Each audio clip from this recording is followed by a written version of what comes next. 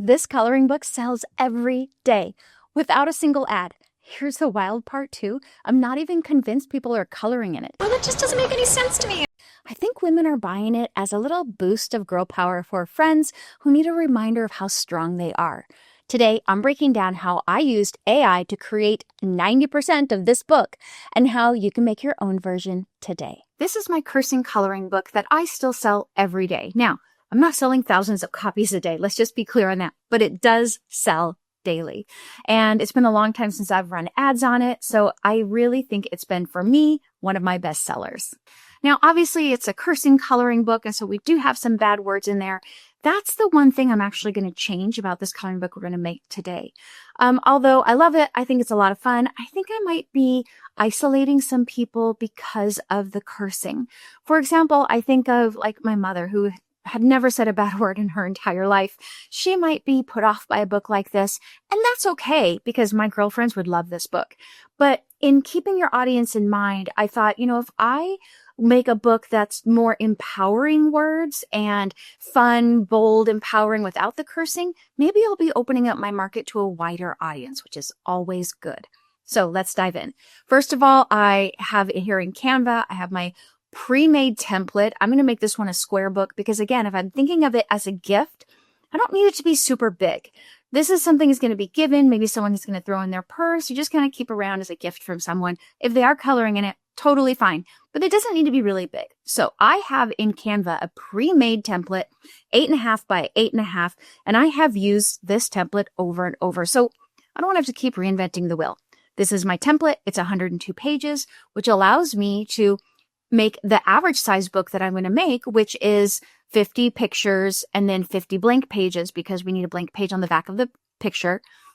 And then page 1 is the title, page 2 is the back of that and the copyright, and that leaves the rest of the book. So I start with this and I make a copy. Now, this particular book I'm going to be making today actually isn't even going to have 50 coloring pages. It's going to be a bit less. I want to keep the price down. And again, I'm remembering it's a gift. It doesn't need to be a big volume. So I made a copy of that template, and then I can delete whatever I don't end up using. Now, I've tried Canva's AI before. I'm going to go ahead and use it for this one. Let me show you what I'm going to do. Came down here to Magic Media. Okay, very general. Let's start here. I know I want there to be flowers, butterflies. I may even add some birds in later. Now, for images, our styles are a little bit different. And I really don't want it to be an image. I want it to be a coloring page like a graphic. So I'm going to choose graphics right here. And then the choices it gives me are very different. Now, I'm going to show you which one I stuck with, which one I really like. I tried quite a few of them. I'm going to come down here to the lino cut. I don't even know if is that how you pronounce it? Lino cut, that's what I'm calling it. And let's generate the graphic. What I really liked about what this created is that it gave me 4 very different images, and I can use all 4 of these, which I think is awesome. So when I click on this to add it to the page, and I'm going to go ahead and expand it. I want this one to be centered. So let's say if you don't like this particular image, okay, let's go ahead and do this one. I think this one is actually perfect for this type of book. And I have enough of a variety here. I think that notice how it was a little blurry and then it kind of set it, made it pop into focus. This size is fine. If you zoom in, look, that's still pretty good quality. It's not getting too pixelated. So that's going to tell me that it's going to be fine with KDP and it's a good enough quality. Now, what I need to look at is the text that's going to go on each of these particular pictures. So FYI, I went ahead and I did this exact process for every other page. And I decided to do a 50-page book. So I've got about 23, 24 pictures. I did try a few different styles. I did the line art, still good. And I think it just adds a very different style. Now, again, a picture alone like that's not fabulous. But I'm not leaving it alone. I'm adding the words to it, and that's really going to make the picture pop. Let's talk about text. I'm going to come up here. This is an example of that line art that I published. The flowers are great. I think it's fine. I struggled so much with this text. This is terrible. By the way, this is terrible. But let me show you what I did and then what I ended up with. What I did here was I took some of these pre-made texts and I chose, I think I did this one right here, the quick win. And I had ChatGPT come up with some phrases for me for a women empowering book. So the kick ass is a very mild, my mother still would have never said the word ass, but we're letting this one slide because it's a mild curse word. And I did it and I thought, if I did a black text, what I would need to do is put a color behind it. And that's why I have this. Then when you see, why do I have then another black line behind it back here? Because I needed it to have an outline. If I delete that and I just have the white, it's really hard to see. You have to have a lot of outlines. See, like right there, it just kind of gets lost. You need things to have like almost a box around it, some kind of finished edge. And this just wasn't, I didn't like the text. It just wasn't working for me. So let me show you what I did over on Gemini. And you can do this in ChatGPT too. I just like Gemini because of their Nano Banana. It really has given me some great resources. So what I did was I took one of my images from that other book and I did a screenshot of the text. I uploaded it and I said, give me different texts in the same style. And it did. And I thought, oh my gosh, that's actually really good. I love that. And so I downloaded that. And I started adding those and I thought, oh my gosh, I really like that. So it gave me that kind of, that outline that I wanted. The words were very, very bold, something you can color because you want to be able to color in the words also. So I kept on with that. I did a few more of those. And then I thought, oh, I definitely want a different style, not just the block. So I took another screenshot of another one of my phrases from that previous book. And I had it asked to do the same thing. It started repeating some words. So I had it do a few more just to make sure I got a variety. And that's everything I needed for the book. So first of all, let me go ahead and fix this. I will put a text on there. And I want you to see what the entire book looked like. Let's see, I should probably change this because you see it has 3 of the same style all in a row. So I'm going to move this to up here and this one to down here. I always use this grid view in Canva because I want to be able to see the variety that I have and make sure that things aren't too repetitive. And I think I got the variety that I wanted. Now let's go ahead and I'm going to use actually the Rise and Bloom text for the name. Okay, make that text just a little bit bigger. I think that looks great. Now let's talk about the cover.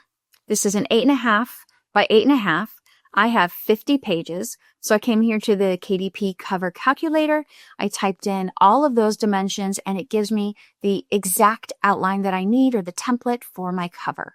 I then come back to Canva and I really feel best. I like it when I can start with someone else's idea and then totally change it, but it gives me a place to jump off of instead of just starting with a blank page, which is really difficult for me.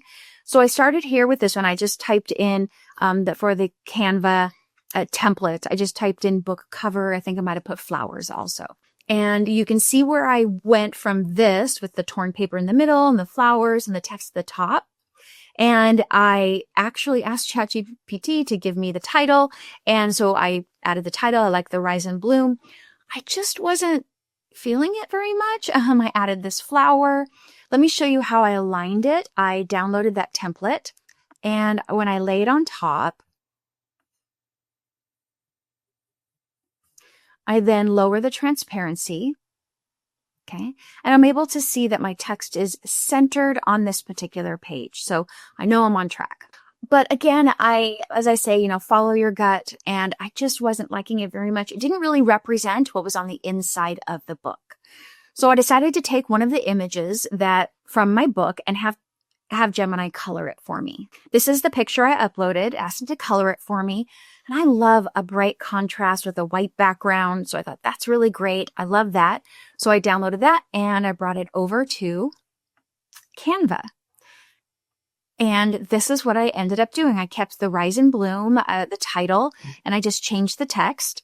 And down here, I really wanted to see that an empowering coloring book for women. So I have that subtext at the bottom.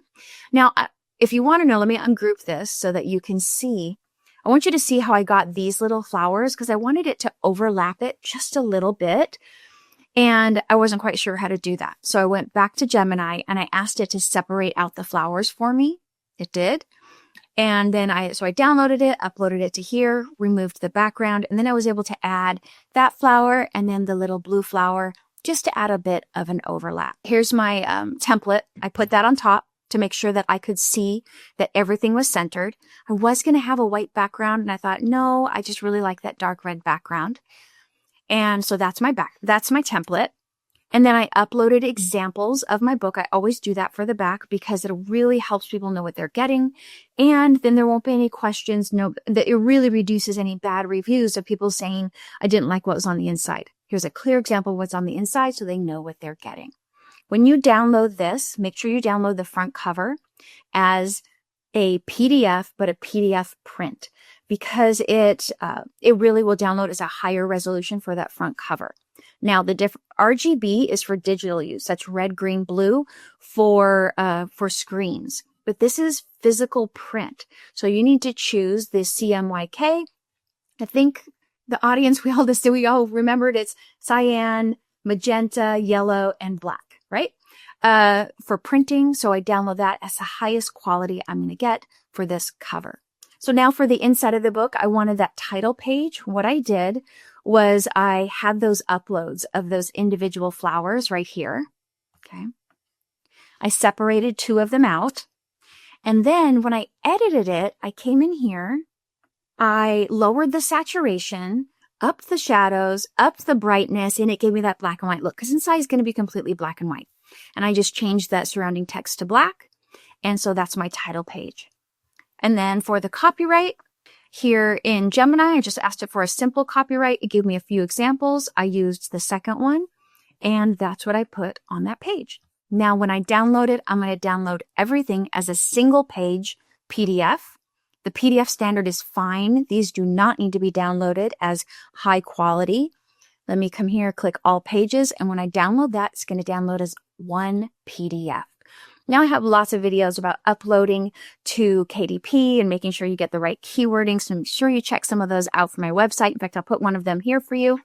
And let me know if you have any questions. Oh, and don't forget, I've got all of this written down for you on my website at reneeclancy.com.